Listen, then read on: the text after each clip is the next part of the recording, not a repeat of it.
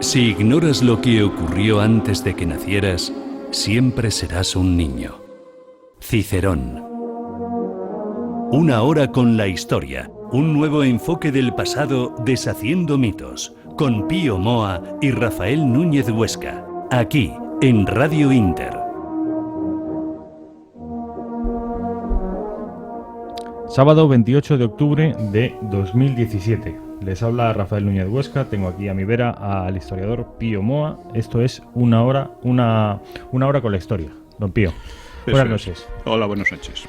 Hoy tenemos un programa muy interesante porque vamos a hablar, el editorial de Don Pío tratará las miserias del europeísmo y en el grueso del programa abordaremos algo que yo creo que la mayoría de la gente tiene una idea equivocada sobre cómo Aznar enfrentó el separatismo, porque ahora se le ve últimamente declaraciones muy duras, muy contundentes, pero sospecho que usted va a derribar algunos mitos, ¿no? Sí, realmente gran parte de lo que ocurre viene de Aznar y viene de atrás, viene de Suárez, como ya dijimos en un programa hace poco, ¿no? Aquel pacto de Majestic que Aznar concedió. No solo el pacto de Majestic. Pero bueno, antes quizá debemos hablar un poco de lo que es lo que quiere ser este programa y lo que está siendo realmente. Lo que quiere ser es un programa de influencia, sobre todo que llegue a la universidad, a los universitarios, etcétera, porque plantea cuestiones distintas y desde puntos de vista distintos a los habituales, a los que normalmente ven a través de los partidos o de ciertos historiadores, etcétera, ¿no? Pero esta no es la realidad.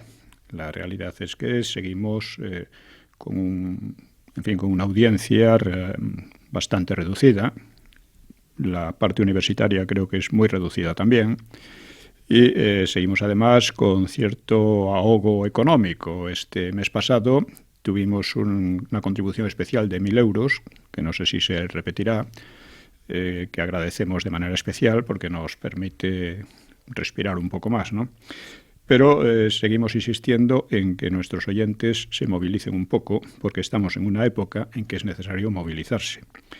Es necesario porque la crisis en la que hemos llegado y porque estamos en el fin de una época, en el fin de la época iniciada con la transición, ¿no? El sistema que se montó entonces, el régimen que se montó entonces, y que, es una situación de crisis que debemos afrontar y que, como decía Julián Marías, cada uno debe pensar no en lo que va a pasar, sino en lo que puede hacer. Y en relación con este programa, pues todos nuestros oyentes, si quieren, pueden divulgarlo en las redes, comentarlo, pueden formar tertulias, que algunas ya se están formando, tertulias para hablar de estos temas y de otros cualesquiera, pero que de ahí pueden surgir otras muchas iniciativas culturales, conferencias, lo que sea, ¿no? Y efectivamente seguimos insistiendo en que colaboren aportando la cantidad que crean conveniente, que actualmente varía entre 5 y 200 euros, aunque son pocas todavía, ¿no? Y si son de 1.000, mejor todavía. Fantástico. Hay que recordar que en nuestra página de YouTube, donde se cuelgan todos los programas, todas las sesiones, aparece el número de cuenta. Y en la Gaceta también, en el periódico de Intereconomía, ponemos todas las semanas el programa, el vínculo con YouTube. Y en un texto introductorio también procuramos recordar cuál es ese número de cuenta en el que Don Pío está solicitando una ayuda para este programa y para que este programa sea el principio de algo. Efectivamente. Don Pío, si le parece, vamos a abordar esto que usted llama las miserias del europeísmo. Bueno, vamos a ver, mi libro, Europa, una introducción a su historia, va dedicado especialmente a los políticos y periodistas, porque evidentemente son ellos los que marcan la línea política y los que crean opinión pública. Y nos encontramos con que todos, prácticamente sin excepción, se llaman a sí mismos europeístas. Y también, con pocas excepciones, puede decirse que apenas conocen Europa, me refiero a su historia y evolución cultural, no pasan de unos cuantos tópicos. Y como vamos viendo en estos programas, desde la transición, la política española ha carecido de un fondo intelectual que permitiera una acción coherente. Y una de sus peores manifestaciones es este europeísmo intelectualmente vacío. Así se proclaman europeístas, lo mismo Podemos que el PP, el PSOE, Ciudadanos o Vox. Todos ellos son europeístas. Pero bajo esta palabra se ocultan ideas muy distintas, incluso opuestas, y todas ellas muy difusas, muy poco concretas, muy poco elaboradas. Podríamos remitir esta tendencia a la célebre frase absurda y realmente necia de Ortega, de que España es el problema y Europa la solución. España era el problema porque, según él, la historia de España era normal, era absurda, etc. Y Europa era la solución porque, según él, Europa era la perfección de las cosas. Y eso, con la guerra mundial, la Primera Guerra Mundial... Europa era la solución y estábamos a pocos meses de que Europa se empezara a matar de manera en los campos de batalla. Masiva y a pocos años de la Segunda Guerra Mundial. En fin, el problema para ellos, para nosotros, el problema real sigue siendo el de unos políticos frívolos, poco cultos y con ideas precarias tanto sobre Europa como sobre España. Este sí es un problema serio. Es decir, su europeísmo oculta una hispanofobia de raíz. Se trata un poco de huir de España, ¿no? Se trata de copiar en política y en cultura todo lo que se considere que venga de Europa, entre comillas, que antaño Europa era Francia y ahora es sobre todo USA, que no es Europa, claro. Porque desde la Segunda Guerra Mundial USA ha ocupado el lugar de Europa como centro mundial, tanto de la política, de la cultura, de la alta cultura y de la cultura popular, de todo. Y, en cambio, lo que pueda salir de original en España, pues provoca una desconfianza de principio. Antes se decía, como digo, que España tenía una historia anormal, por lo cual se entendía poco europea, porque suponía que la historia europea está plagada de guerras civiles, de problemas de lo más... En fin, cuando se dice que España es un país guerra civilista, España durante 3 siglos fue uno de los países internamente más pacíficos de Europa. Es en el siglo XIX cuando más se intenta imitar al exterior, cuando precisamente surgen tantas guerras civiles. Esto es una constante en los libros de Pío Moa, combatir ese relato de la excepcionalidad española. De un país particularmente cainita, particularmente guerra civilista, particularmente oscuro. Esto lo viene denunciando usted en toda su bibliografía. Es que es una estupidez tremenda y que revela la falta primero de conocimientos y la falta de rigor intelectual, ¿no?, de la mayor parte de los que dicen eso. Vamos, de todos ellos, ¿no? Además, ahora se ha visto la normalidad de España en el franquismo. Porque el franquismo efectivamente, como un mal radical además, ¿no? El franquismo efectivamente fue una excepción en Europa, pero fue una excepción excepcionalmente fructífera para España. Que de otra manera, o sea, casi toda Europa occidental no debe su democracia, ni su estabilidad, ni su prosperidad a sí mismos, como sí la debe España. Deben todo eso al ejército useño, que les libró del nazismo, aunque dejó la otra mitad de Europa en manos del comunismo, y debe su prosperidad al Plan Marshall. España se lo debe todo a sí mismo, y eso es un motivo de orgullo. Debiera ser un motivo de orgullo. Pero todos estos, en fin, no sé cómo llamarles, estos ideólogos baratos, pues consideran que no, incluyen que es todo lo contrario. Bueno, en la actualidad el europeísmo tiene 2 facetas principales.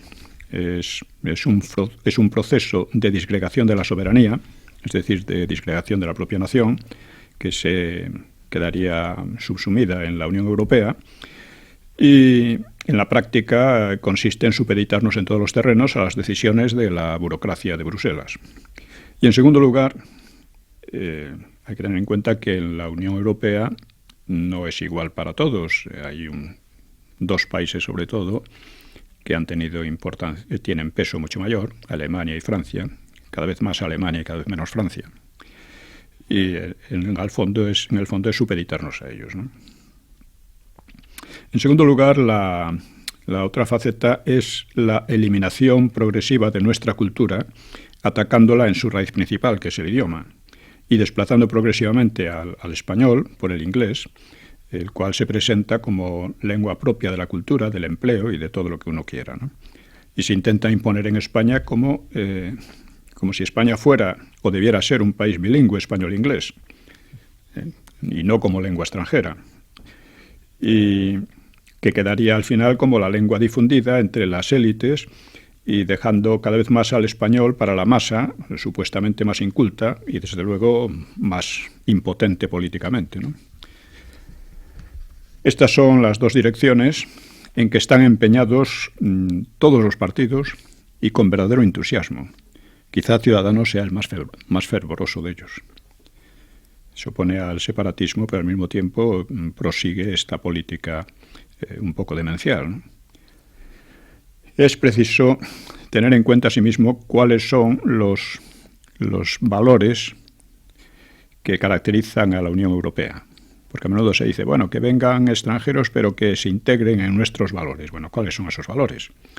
Bueno, pues son los valores que fomenta el entramado de intereses políticos, económicos y mediáticos que dirigen, de hecho, la Unión Europea y que quieren extender de manera coactiva a todas las naciones y sociedades europeas y otras no europeas, ¿no? Voy a señalar algunos de estos nuevos valores. O sea, en primer lugar, la ideología LGTBI, con su homosexismo y abortismo, que atentan directamente contra la familia y además intentan imponerse totalitariamente. En segundo lugar, el anticristianismo. O sea, cualquiera puede observar cómo en toda Europa, y quizá de modo especial en España, la denigración, la burla, las expresiones de odio y las agresiones al cristianismo son el pan de cada día, mientras que se intenta penalizar como delito de odio cualquier discrepancia con la ideología LGTBI o lo que llaman islamofobia. Pero esto, don Pío, es algo actual, porque la génesis de la Unión Europea es la democracia cristiana, ¿no es así? Exactamente. Ha ido virando con el paso de los años hasta... Exactamente. Pero lo que es actualmente es eso. Es esto.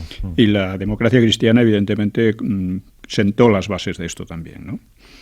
En tercer lugar, y ligado a lo anterior, pues está el multiculturalismo, con lo cual la propia cultura europea, creada a lo largo de siglos, pues y de generaciones, basada en el cristianismo, precisamente, pues quedaría en el continente como una más, al lado de cualquier otra recién llegada, incluso de la islámica. En cuarto lugar, la inmigración descontrolada, unida a intervenciones en países musulmanes que, sobre texto de imponer allí la democracia, pues han provocado caos, guerras civiles de una enorme crueldad.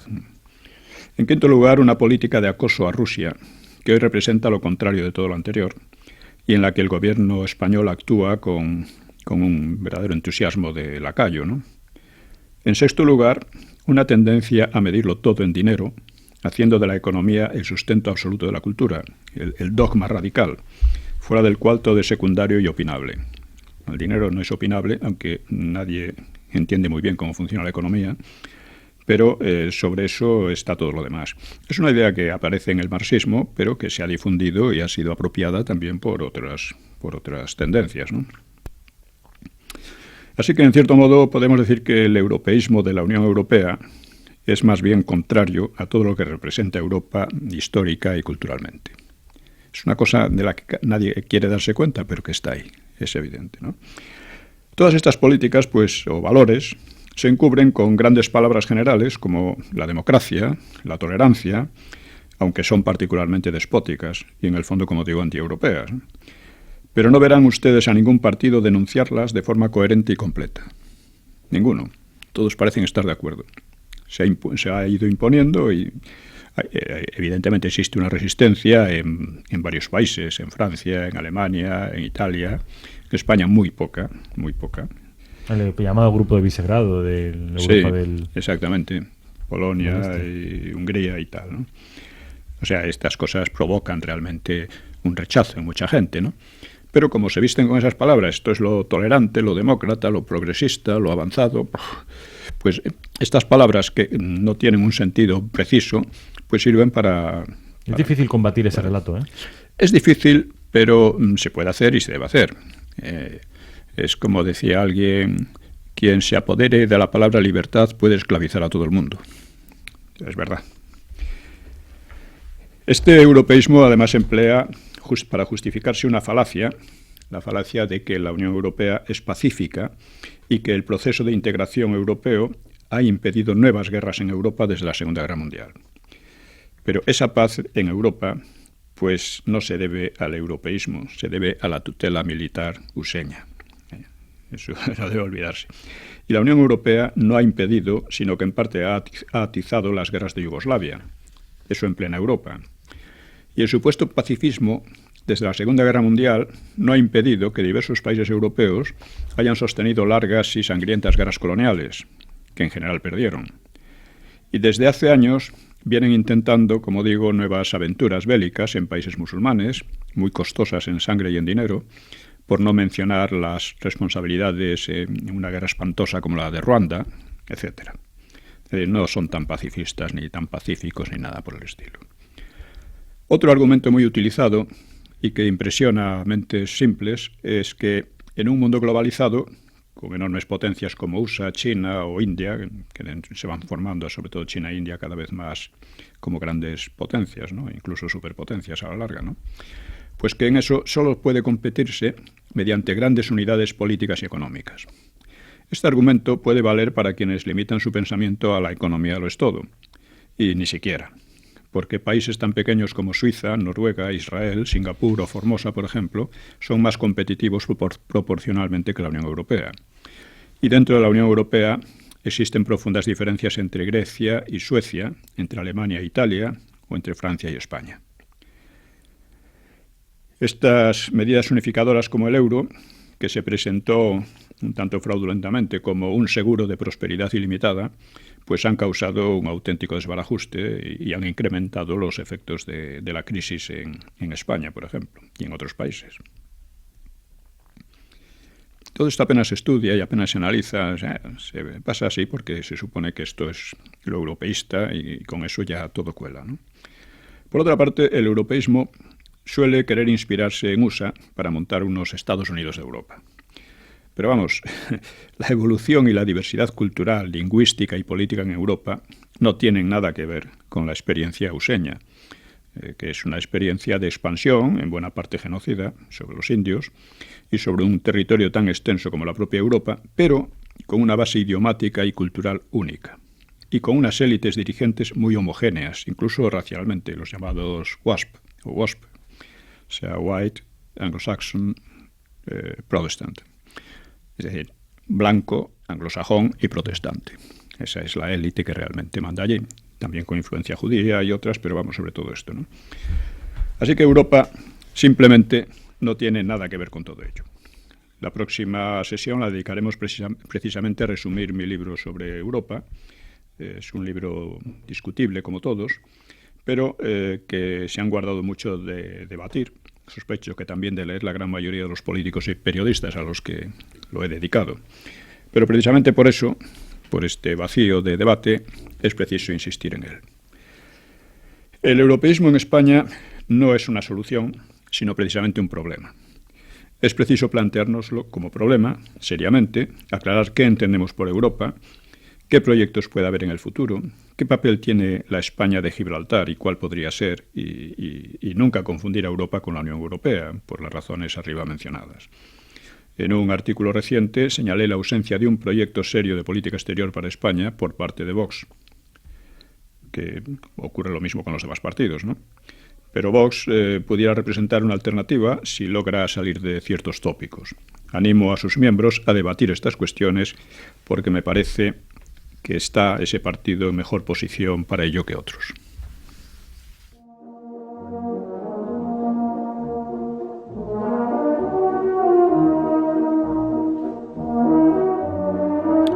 Don Pío, abordamos ya directamente el tema principal de nuestro programa de hoy, que no es otro que...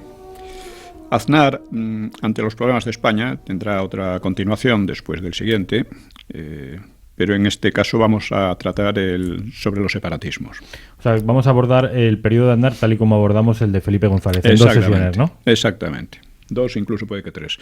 Pero, y luego seguiríamos con Zapatero, porque se trata de de entender la génesis de todos estos problemas que tenemos ahora, de toda esta crisis. Sí, cómo hemos llegado hasta aquí. Bueno, hay dos formas de abordar la historia.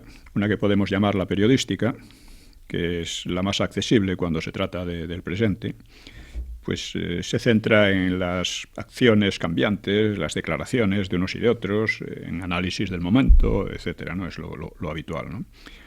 Esto es casi inevitable porque el periodismo es también historiografía de ocasión, pero que a la larga resulta de enorme interés para el historiador. O sea, cuando uno se sumerge, por ejemplo, en la prensa de otro tiempo, encuentra en ella un verdadero filón de datos que, si los analizamos con cuidado y con lógica, pues nos acercan bastante a la verdad, a la realidad de la época, ¿no? Recuerdo cuando en la hemeroteca municipal me pasaba la tarde leyendo los periódicos socialistas, comunistas, de la CEDA, etcétera, pues me causaban tal impresión de realidad que al salir me costaba darme cuenta de que estaba en una realidad distinta, que me parecía menos real. ¿Dónde estoy yo ahora? Curioso. Parecía estar entonces, ¿no? Además, usted se ha utilizado mucho todos esos recortes de prensa para justificar el por qué la guerra civil, por ejemplo, empezó en el 34. Es decir, Sí, usted es el claro. monte del socialista de todos aquellos periódicos que ya clamaban por una guerra civil. Es Entonces, más, acude normalmente a esas... Sí, ¿no? La prensa es una fuente de primer orden, ¿no? No es la única, claro. Por ejemplo, yo incluía en el libro Los orígenes de la guerra civil, precisamente, pues incluía las instrucciones secretas del PSOE, que planteaban directamente como guerra civil la insurrección, con el objetivo de crear una sociedad de estilo soviético, no era otra cosa. Bien, pero para adquirir perspectiva es fundamental prestar atención a los problemas generales que caracterizan una época, ¿no? Los retos que caracterizan la época, ¿no? Y analizar en relación con esos retos o problemas pues las distintas posturas de políticos e intelectuales. Esto ayuda mucho más. Así podemos percibir una línea de problemas a lo largo del siglo XX y hasta ahora. Una línea que arranca del desastre del 98, a continuación del cual pues van concentrándose los grandes retos del país, es decir, el terrorismo, que entonces era anarquista, los separatismos, el desarrollo económico, el llamado problema social, la política exterior. En fin, estos son los grandes problemas, creo. El régimen liberal de la Restauración duró casi medio siglo, que es el periodo más largo hasta ahora, desde la invasión napoleónica, pero terminó fracasando porque fue incapaz de reprimir o de encauzar las fuerzas liberadas por el desastre.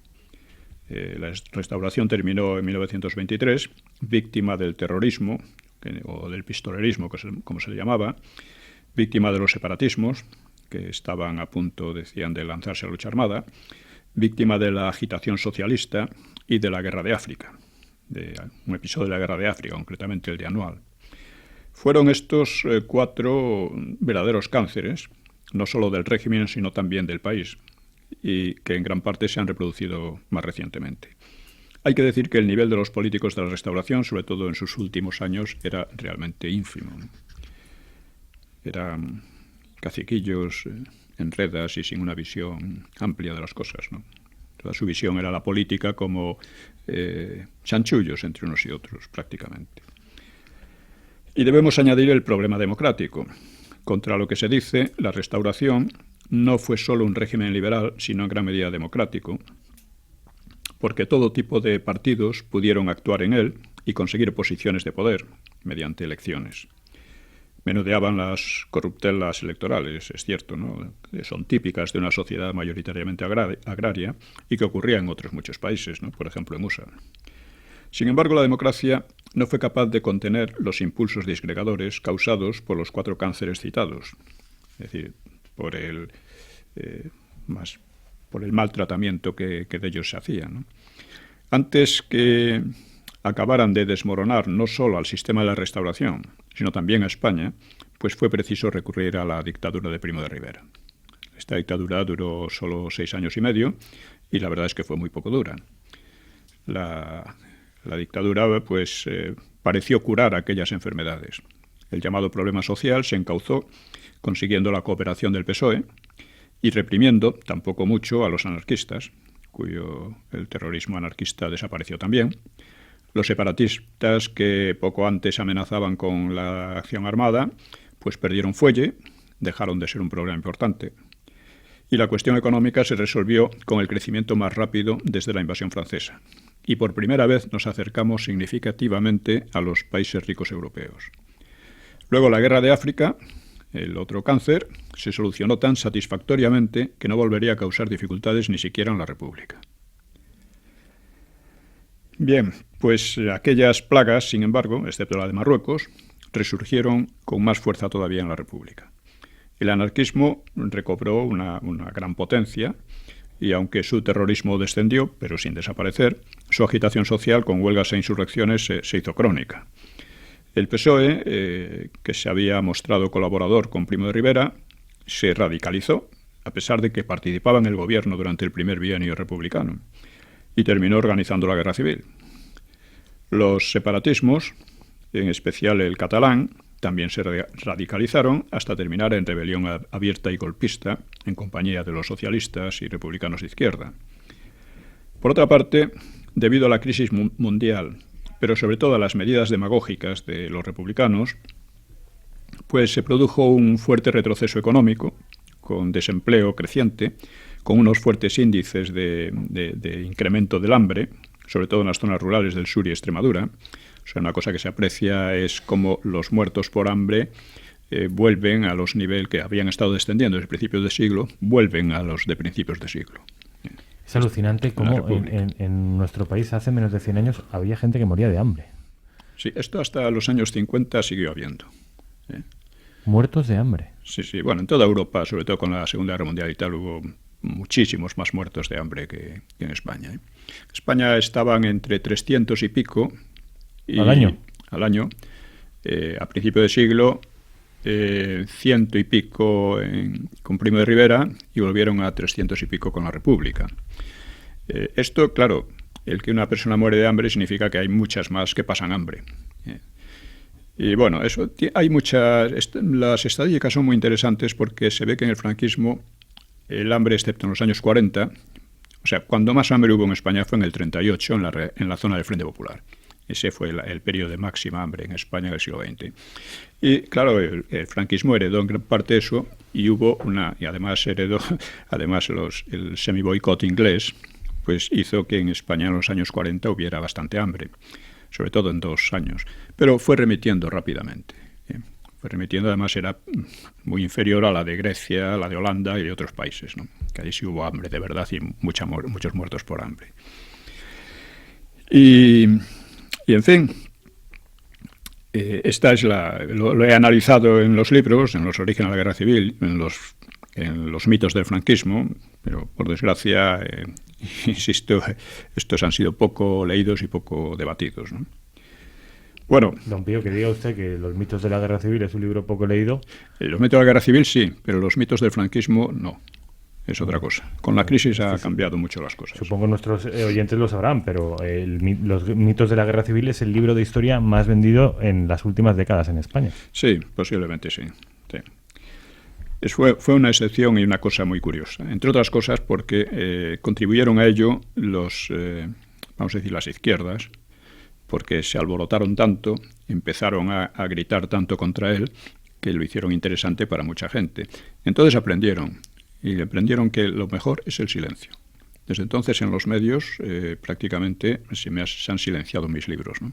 Nunca se han debatido ni nada por el estilo. Esta gente es así. Son los demócratas y los intelectuales. Pero en fin, ¿qué le vamos a hacer?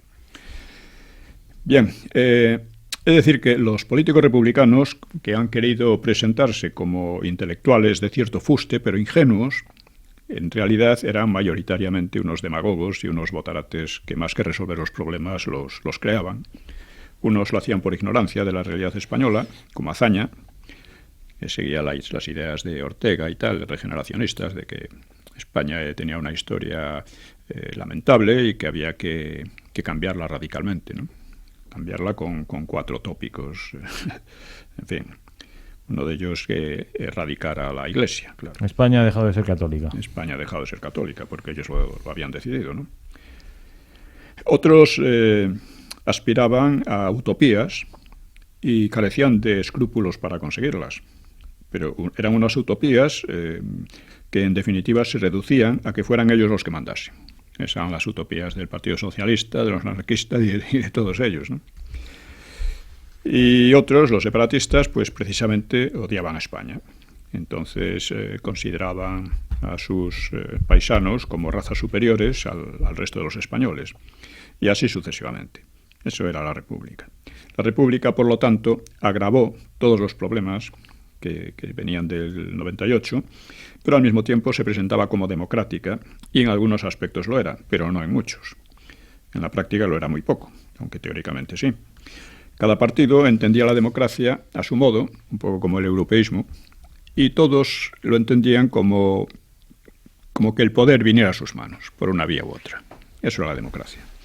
Así, si la República fue un caos, el Frente Popular, que ya salió de unas elecciones fraudulentas, fue ya un régimen abiertamente criminal, que destrozó a la propia República, destrozó la legalidad republicana, sobre todo lo que tenía de democrática, destrozó en pocos meses la economía, destrozó la posibilidad de convivencia en paz y en libertad y produjo una verdadera explosión de odios que abocaron a la continuación de la Guerra Civil en el 36.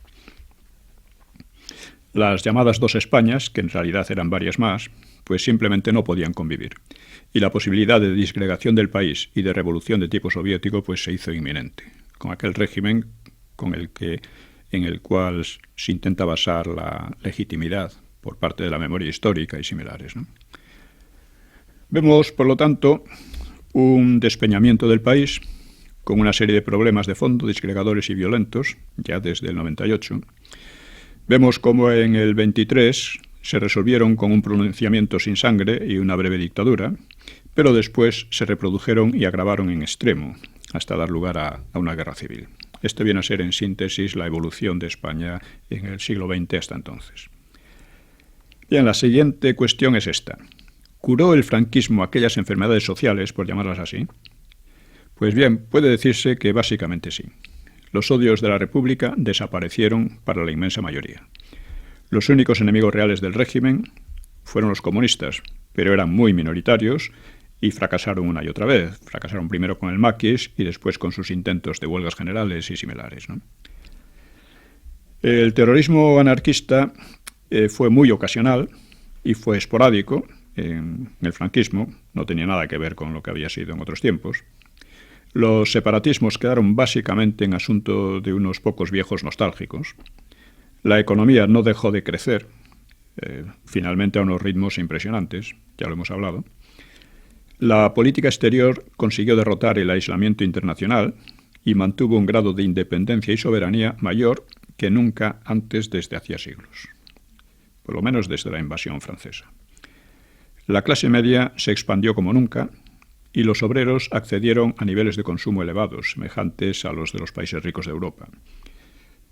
Y gracias a estos éxitos, el propio régimen se liberalizó muy notablemente, no hay más que ver la prensa de la época, de los años 60-70, ¿no? Pero se dio la paradoja de que cuanto más se liberalizaba el régimen, más se radicalizaba la oposición, aunque no llegara a alcanzar niveles peligrosos, ¿no? Así, en los últimos años, por ejemplo, volvió cierto terrorismo, ahora separatista con la ETA, y otros de grupos comunistas, pero siempre muy minoritarios. Este fenómeno del terrorismo se dio también en Alemania, en Italia y en menor medida en otros países de Europa Occidental. Con todo ello, el franquismo dejó una herencia muy propicia para abordar la cuestión de la democracia sobre nuevas bases, evitando convulsiones como las del pasado. Ya hemos visto cómo el problema de los endebles políticos de la Restauración se repitió en la Transición. O sea, que un legado franquista magnífico, casi milagroso realmente, pues aquellos políticos solo supieron sacar de él un régimen mediocre en el cual volvieron a presentarse con creciente fuerza los viejos problemas que el franquismo había superado en gran medida y que pudieron haberse superado de manera definitiva, ¿no? Los políticos desde Suárez nunca entendieron la trascendencia ni la significación histórica del franquismo, que he querido exponerlo en el libro Los mitos del franquismo, ¿no? Se han portado estos políticos como aquel que recibe una gran herencia y en lugar de acrecentarla empieza a derrocharla. En fin, hemos visto en sesiones anteriores cómo Suárez, un político ignorante, palabrero y simpático, tenía estas condiciones, pues condujo la transición a una situación crítica que intentó solventarse chapuceramente con el golpe del 23F. Hemos visto cómo Felipe González, si bien no hizo demasiada demagogia social, lo que hay que agradecerle, pero mezcló el terrorismo gubernamental y la negociación con la ETA, llevó una política exterior de sumisión, de renuncia a la soberanía, sumisión a los intereses representados en Gibraltar, etc., ¿no? Es decir, encontramos aquí un nuevo problema histórico antes inexistente, que es el de la cesión progresiva de soberanía a entidades internacionales como la oligarquía de Bruselas, ¿no? Nos encontramos entonces con que España sufre un doble desgarramiento. Por abajo, los separatismos y por arriba, la disolución en la Unión Europea. Las dos fuerzas no son realmente opuestas, sino que pueden perfectamente complementarse, y en gran medida es así. Estamos viendo ahora cómo la posición oficial de todos los gobiernos es apoyar la legalidad en España, dicen, aunque algunos dicen que hay que dialogar, y dialogar ya se sabe lo que significa en estas condiciones.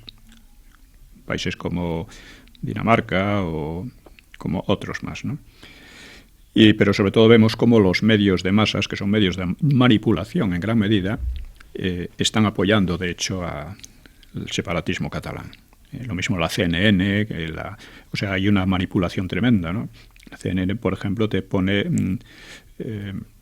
reportajes en los que aparecen unos viejos o viejas y tal, que son muy partidarios de España.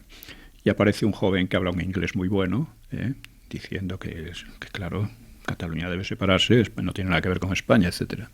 Estas cosas así manipulan, ¿no? Es muy peligroso porque este tipo de manipulaciones ya los hemos sufrido en dos ocasiones históricas importantes. Una fue el 98, precisamente, los grandes medios de USA, ¿no? O la otra fue hacia el final de la Segunda Guerra Mundial, cuando empezaron una campaña de acoso contra el régimen franquista, que no había participado en la guerra, y que tanto les había beneficiado nuestra no participación, y que, parecía el prólogo, como en el 98, a una agresión abierta, ¿no? La agresión no llegó a consumarse por dos razones. Primero, porque era peligroso y que en una Europa en ruinas una guerra civil en España podía contagiarse, y porque, claro, ya Franco previó que la alianza entre los anglosajones y los soviéticos no iba a durar. Y todo esto les impidió que esa agresividad se manifestara de manera práctica, ¿no? Bueno, pues, en fin, vamos ahora a ver cuál ha sido la política de Aznar. Digo esto también de la prensa, porque actualmente estamos viendo también campañas, por ejemplo, en relación con Rusia, según las cuales Rusia es una amenaza, cuando es claro que los presupuestos militares de Rusia son como 10 veces inferiores a los de la OTAN, de los países de la OTAN, 10 veces inferiores, ¿no? Y sin embargo dice que son la amenaza, cuando Rusia no tiene casi bases exteriores, mientras que la OTAN tiene cientos de ellos por todas partes, ¿no? Y máxime, eso es más irritante para España, porque en España tiene a Gibraltar, que es precisamente lo que define la realidad de la posición española internacional, ¿no? A Gibraltar y a la ausencia de Ceuta y Melilla en la cobertura OTAN. Que es también, una cosa tremenda. También. Es una cosa que lo indica todo, ¿no? Es incomprensible. No, es muy comprensible. No, sí, si lo analizas en serio, es perfectamente comprensible, ¿no? Bueno, Aznar hizo en 1996 una campaña electoral bastante vulgar, bastante gris y con muy poca mordiente, a pesar de que se mostró bastante agresivo en lo superficialmente. Váyase, señor González, etcétera, ¿no? Pero en el fondo, los grandes problemas parecían ausentes o con poco relieve en su campaña, ¿no? Y ganó, pero por muy poco, creo que 300.000 votos de diferencia o menos, ¿no? Bueno, ganó las elecciones, pues, pero se debió sobre todo no a sus virtudes explicativas, por así decir, o políticas, sino sobre todo a que el PSOE habían sufrido un desgaste tremendo entre la corrupción, el caso Gal y un desempleo que ya alcanzaba 3 millones de personas. Un desgaste que a pesar de todo no fue excesivo, como demostraron las votaciones. Por lo tanto, el PP no tuvo mayoría absoluta, o sea, hubo posibilidad de que gobernara el PP o el PSOE, pero con el apoyo de los separatistas. El PP pues tuvo que contar con estos partidos para poder gobernar, porque además Felipe González se echó atrás, dijo que no quería seguir, y entonces eso dejaba al PP en posición de gobernar, pero con estas condiciones. Esto era también el resultado de una ley electoral que beneficiaba tanto a los partidos mayoritarios como a los separatistas. Por tanto, Aznar se enfrentaba a uno de los grandes problemas españoles desde el 98 y lo hacía en malas condiciones, así que procuró llegar a acuerdos con Convergencia y Unió, Coalición Canaria o el PNV. Estos acuerdos tenían que ser por fuerza muy onerosos para España, muy gravosos. Pocos meses antes de las elecciones del 96, el PP se había convertido en un partido importante en Cataluña, porque pasó de menos del 6% de los votos a más del 13%. Fue un salto muy importante, ¿no? Esta victoria se debió sobre todo a la política clara y firme de Vidal Quadras y alarmó mucho a Convergencia, a pesar de que Convergencia fue el más votado, con el 41%. Bueno, hablamos de estos porcentajes sobre los votos emitidos, no sobre el cuerpo electoral. La abstención llegó allí llegó al 37%, lo cual indica que mucha gente no se sentía representada por ningún partido, ¿no? Y así, pues en el llamado Pacto del Majestic, un hotel de Barcelona, los separatistas de Pujol, insisto en separatistas, porque aquí se empeñaban en presentar que no eran separatistas, que eran más o menos regionalistas y tal, y que tenían, sí, algunos yo qué sé, algunos tics un poco raros, pero que en el fondo eran demócratas y nos podíamos entender perfectamente con ellos, ¿no? Pujol fue declarado Español del Año por el ABC, un lince estianzón, ¿no? Cuando Pujol estaba diciendo claramente lo que quería, quería la independencia de Cataluña, la secesión de España, ¿no? Lo que pasa es que se daba cuenta de que las uvas no estaban maduras, ¿no? Por aquellos días el eslogan del nacionalismo era «Avui paciencia y demà independencia». Exactamente. Esa era la... No, pero estos decían, no querían, lo que quieren es dinero. O sea, era la mentalidad de unos señoritos sin fuste ninguno y sin cultura ninguna y sin conocimiento de la historia, ¿no? Es lo que desgraciadamente hemos tenido todo este tiempo, ¿no? Bueno, pues en el pacto pues los separatistas se comprometían a apoyar al PP en el Parlamento, y el PP a cambio se comprometía a prescindir de Vidal Quadras, se comprometía a un mayor traspaso de competencias y de dinero, que se duplicó el IRPF y apareció también el IVA, o sea, el traspaso a la Generalidad, y el fin del servicio militar obligatorio. O sea, esto último interesaba mucho a los separatistas porque eliminaba un elemento de cohesión nacional, claro. Se dieron competencias de tráfico, que eran antes de la Guardia Civil, puertos, farmacias, sanidad, etcétera, ¿no? Se eliminó la figura del gobernador civil, que fue sustituido por un subdelegado del gobierno con muchas menos competencias. Y este fue el pacto famoso. El objetivo de los separatistas, lo mismo en Cataluña que en Vascongadas, pues era, por una parte, pues ir mermando la presencia del Estado en la región, lo cual le daba a ellos muchas más posibilidades de acción, ¿no? Desarrollar instituciones propias o aprovechar las que les concedía el Estatuto para darles un contenido abierta o indirectamente antiespañol, porque la esencia de estos separatismos es el antiespañolismo. No es que amen a Cataluña, la Cataluña histórica y real no tiene nada que ver con lo que ellos quieren, ¿eh? Es que odian a España, se sienten superiores además a los demás españoles, ¿no? Por otra parte, esto nunca lo ocultaron. Una parte muy fundamental de su política se refería también al idioma y a la enseñanza. Los separatistas declararon que el catalán era el idioma propio de Cataluña, excluyendo como ajeno, implícitamente como opresor, al castellano, que es el idioma español común. Sin embargo, solo un 35% de los catalanes tienen el catalán como lengua materna. O sea, esto ya implicaba una imposición antidemocrática radical, ¿no? Y por otra parte, la literatura catalana en castellano es seguramente más importante en cantidad y en calidad que en catalán. Aunque esto sea opinable, vamos, yo creo que se puede documentar bastante fácilmente, ¿no? Eso es una o sea, el La castellano. excepción de Josep Pla en la Sí. literatura en catalán. El siglo XX es muy pobre.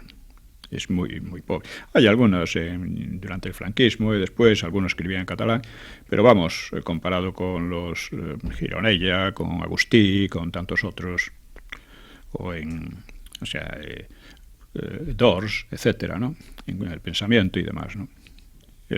Eugenio Dors es el único pensador un poco importante catalán en toda esta época y evidentemente no solo escribió en español, sino que se pasó a la falange. Y Josep Pla también acaba apoyando a Franco. Sí, a Franco lo apoyaron casi todos. Y Cambó y las élites Martín de empresariales. Riquer, en fin, muchas más.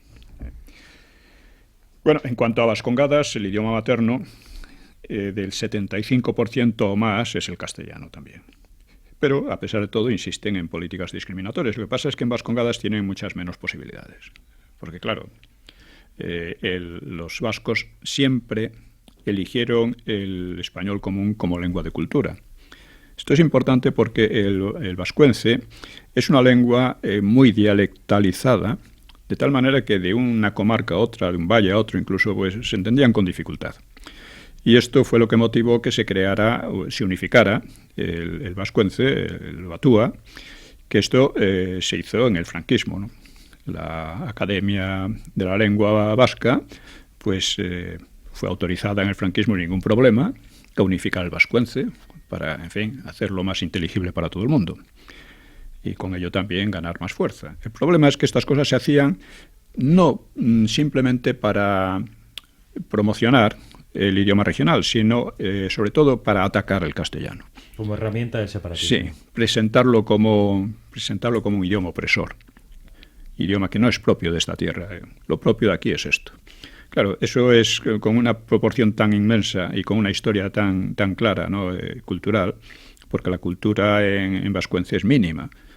En Cataluña todavía pueden presentar bastantes cosas, pero en vascuence... ¿Qué hay en euskera? ¿Qué literatura en euskera? No, es irrisoria. Todos los escritores, pensadores y tal vasco han sido en... Bueno, el propio Sabino Arana escribía en castellano y hablaba mal vascuence, ¿no? Una de sus ideas era la de Euskadi, llamar Euskadi aquello, ¿no? Que en vascuence no tiene sentido, porque la terminación di se aplica a las plantas, ¿no? Los vegetales. Algo así como... en fin, jardín de vascos. Bueno, pues ya en 1998 la Generalidad estableció una ley política lingüística que discriminaba gravemente el español y que está también muy discriminado en las comunicaciones oficiales. Así que esto en el 98 y Aznar, o sea, 2 años después de las elecciones, Aznar evitó recurrir esta ley, a pesar de que fue muy denunciada, y maniobró para evitar que la recurriese el defensor del pueblo, que podía haberlo hecho. Pero como ya hablaremos de la regeneración democrática que no se produjo, ¿no? Porque al final del felipismo había una demanda social de regeneración democrática. Y esto, precisamente el PP llegaba un poco con esa consigna también, pero no la cumplió.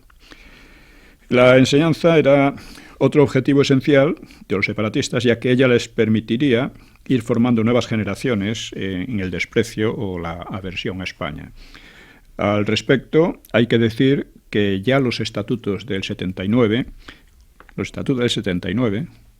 continuación de la Constitución, concedían a las autonomías, textualmente, la enseñanza en toda su extensión, niveles y grados, modalidades y especialidades. Hay que recordar esto. La única traba legal que ponían a esto era una alta inspección, que por supuesto nunca funcionó, sobre todo en Cataluña y Vascongadas, ¿no? Que en este terreno, como en otros, pues los partidos allí separatistas han actuado al margen de la ley, sin respetar la lengua mayoritaria ni la decisión de los padres, entre otras muchas cosas. Estas conductas eran bien conocidas porque habían suscitado muchas denuncias en la prensa y a veces de otros partidos, ¿no? Sin embargo, Aznar no se impresionó por estas denuncias y lo que hizo fue seguir facilitando a los separatistas el control de la enseñanza y el control de la política lingüística. ¿Era esto legal? Pues sí y no. Podía interpretarse como el pleno desarrollo de los estatutos de autonomía No era legal porque se oponía al principio de la unidad nacional, claro, que está establecida en la Constitución. Pero, por otra parte, se podía interpretar, ya digo, como el desarrollo de los estatutos de autonomía. Y, claro, aquí nos encontramos con que el título 8º de la Constitución resulta contradictorio, pues pretende, de una parte, establecer y diferenciar las competencias autonómicas y las del Estado central, pero, por otra parte, permite vaciar las del Estado central al advertir que las autonomías podrán extender sus competencias, obviamente a costa de las nacionales, y el Estado podrá delegar las suyas. El artículo 150.2, pues claro, lo dice así, ¿no? En condiciones interpretables, ¿no? Suárez ya había hecho... Lo que dice es: el Estado podrá transferir o delegar en las comunidades autónomas, mediante ley orgánica, facultades correspondientes a materias de titularidad estatal que por su propia naturaleza sean susceptibles de transferencia o delegación. La ley preverá en cada caso la correspondiente transferencia de medios financieros, así como las formas de control que se reserve el Estado. Un control que era cada vez más, en la práctica ha sido casi insignificante, ¿no? Bueno, pues Suárez precisamente hizo esta concesión para atraer al PNV a firmar la Constitución, y no lo logró, a pesar de lo cual el artículo permaneció tal cual.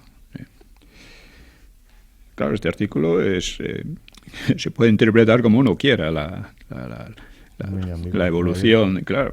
Lo que hacemos es desarrollar plenamente el estatuto, aplicarlo de lleno, ¿no?, contra España. O sea, por una parte legal y por otra ilegal. Había esa confusión en la que siempre se han amparado todos estos políticos, ¿no? Para disimular, pues aquí se decía que, bueno, que de todas maneras las autonomías eran parte del Estado español, o sea que no había contradicción, a pesar de que algunas de ellas, como vemos, estaban socavando activamente los cimientos del Estado precisamente. Nos podemos plantear si tenía Aznar otra posibilidad de actuar. Realmente la posibilidad podía haber explicado la situación al pueblo y convocar nuevas elecciones, lo que era un riesgo muy serio, aunque también podía ganarle muchos más votos, depende de cómo fuera la cosa. Y también tenía la posibilidad de negociar a cara de perro, haciendo concesiones mínimas. De hecho, se había planteado la posibilidad de que fuera el PSOE quien gobernase, ya digo, pero Felipe González se había negado. Y claro, la verdad es que sin Felipe González el PSOE podía perder muchos votos, pues no tenía otro dirigente con tal popularidad, ¿no? La situación era muy complicada. Pero interesa mucho decir que la actitud de Aznar no fue de negociar con dureza, no fue de negociar a cara de perro. Fue, al contrario, de ceder con amplitud a las presiones separatistas. Negoció con obsequiosidad realmente y sin medir las consecuencias. Y lo hizo hasta el punto de extender las concesiones al PNV, porque no necesitaba los votos del PNV. Con los de Convergencia y de la Coalición Canaria bastaban. La Coalición Canaria lo que pedía era básicamente dinero, era un partido muy corrupto, bueno, todos lo eran bastante, ¿no? Bueno, PSOE también, por supuesto, mucho. Y por tanto, Aznar no necesitaba negociar con el PNV. Sin embargo, entró oficiosamente a otorgarle más competencias y más facilidades, porque, según aseguró, es lo mejor para España. Claro, si se las había otorgado a CIU, pues ¿por qué no iba a otorgarse al PNV? Habría un agravio comparativo. Además, en esto siguió habiendo una competencia entre unos y otros por cada competencia que se cedía, ¿no? Aznar estaba convencido, don Pío, de que estaba cosiendo las costuras de España, de que estaba reconciliando a los catalanes y a los vascos definitivamente con España. Él estaba convencido que estaba haciendo una labor patriótica. Sí, hay que ser muy necio para ello, ¿eh? O sea, hay que ser muy necio, cuando estaba viendo claramente lo que realmente sucedía, ¿no? O sea, el PNV exigía sobre todo dinero, el traspaso de la Seguridad Social, del INEM, reformar a su favor el concierto económico, la entrega de edificios que el franquismo había ocupado a los separatistas en la guerra, etcétera, ¿no? Y pedía también exenciones de tributar durante 10 años a las empresas que se instalaran en Vascongadas, lo cual atraería por lo pronto a gran número de empresas de las provincias próximas, claro. En fin, estas cosas las fue consiguiendo unas antes y otras después. Se daba así la paradoja de que un partido que venía directamente del franquismo, más directamente que los demás, que se aliaba con los enemigos más precisos y claros de España, porque el franquismo había centrado su política precisamente en mantener España unida, y esa había sido la recomendación final de Franco en su testamento. Bueno, pues Aznar no parecía darse cuenta de la situación. Luego, cuando ganó las siguientes elecciones, insisto, si Aznar pensaba eso, era porque no tenía ni idea de historia. No tenía ni idea de la historia reciente de España. No tenía ni idea de lo que eran los separatismos. A pesar de que ellos, los separatismos, estaban expresando clarísimamente lo que querían. O sea, por eso digo que la estupidez o la necedad son problemas muy serios en política, ¿no? Y la Restauración en gran medida fracasó porque sus políticos eran muy endebles. Algunos no. Dato, Canalejas o Cánovas eran importantes, pero la mayor parte de ellos eran chisgarabises, ¿no? Tipo Suárez. Aznar ignoraba la historia, el pasado, y no hay que olvidar que había una banda separatista asesinando a mansalva en aquellos días. También hablaremos de eso porque ahí sí acertó, aunque un poco tardíamente, pero acertó. Bueno, pues Aznar, además, cuando ganó las siguientes elecciones por mayoría absoluta en el año 2000, pero no corrigió en absoluto la política anterior, ni repuso a Vidal Quadras en Cataluña. La política de concesiones continuó igual. ¿Y por qué obraba así Aznar? Bueno, creo que una pista puede darla su trayectoria desde su militancia falangista en su juventud y sus críticas al olvido de los méritos de la Falange en otro tiempo. La Falange fue el principal chivo expiatorio elegido por la derecha en la transición para desentenderse del franquismo. La propaganda comunista había hecho de la Falange precisamente la bestia negra del régimen, y sus versiones, las versiones comunistas, pues habían sido aceptadas por la derecha para presumir de demócratas. Algo parecido a lo de Falange había pasado durante un tiempo con los anarquistas en el otro bando, que los presentaban como los mayores culpables de las atrocidades del Frente Popular en las que habían participado todos. Bueno, Aznar tenía, por tanto, esta mancha de origen que de vez en cuando le recordaban sus adversarios, y parece haber sentido la necesidad de congraciarse con ellos, demostrándoles que no tenía nada de matón falangista, ni de antidemócrata o de franquista, sino que era flexible, era bastante bizcochable y progresista, aunque al mismo tiempo conservador. Como de repente todos eran demócratas, desde la transición, los comunistas, los separatistas, etcétera, pues debía entenderse que él era tan demócrata como el primero, y seguirles, ¿no? Es una actitud parecida a la que tenía la mayoría con respecto a la ETA, que no solo, según ellos, no solo era demócrata porque era antifranquista, sino que además había abierto la puerta a la democracia asesinando a Carrero. El nivel era ese, e incluso se ha deteriorado desde entonces. Trataremos más otros problemas. Sí, se nos ha acabado el tiempo. Sí. Continuaremos con José María Aznar y su obra de gobierno durante el próximo programa. Esto ha sido todo. Una hora con la historia. Don Pío Moa y Rafael Núñez Huesca. Buenas noches. Nos vemos la semana que viene. Buenas noches a todos.